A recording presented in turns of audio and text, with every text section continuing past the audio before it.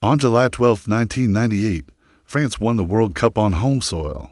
But look closer at this team: Zidane from Algeria, Thuram from Guadeloupe, Vieira from Senegal. This wasn't just France's victory. It was the triumph of an empire that had stretched across 3 continents.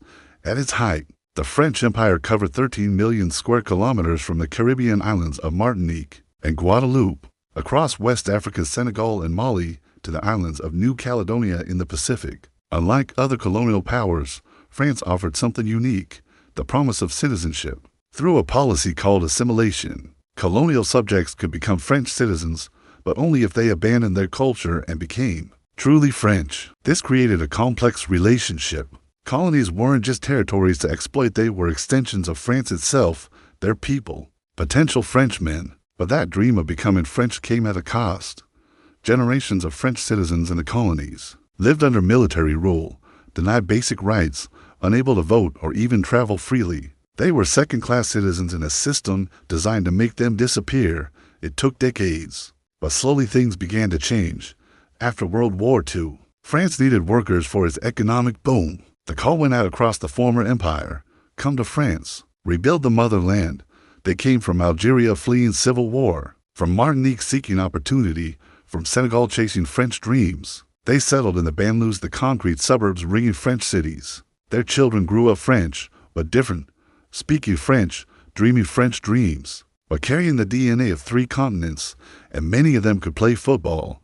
Zidane, born in Marseille to Algerian parents, Lily and Thuram from the Caribbean island of Guadeloupe, Patrick Vieira, born in Senegal, raised in France. French football academies didn't see color or origin, they saw talent. The banlieues produced a generation of players with French technique and colonial fire. By the 1990s, the French national team looked nothing like the France of old. It looked like the France of tomorrow: multicultural, global, unstoppable. The 1998 World Cup wasn't just hosted by France, it was won by the French Empire. Zidane's the headers in the final, Thuram's crucial goals against Croatia, a team that represented every corner of France's colonial past. The French media called them black, blank, bur-black, white, and North African. For one glorious summer, France's colonial inheritance wasn't a burden, it was their greatest strength. The sons of the empire had conquered the world for France. Colonial history had come full circle, not through conquest, but through football. But this inheritance is complicated. The same communities that produce world champions still face discrimination, poverty, and exclusion.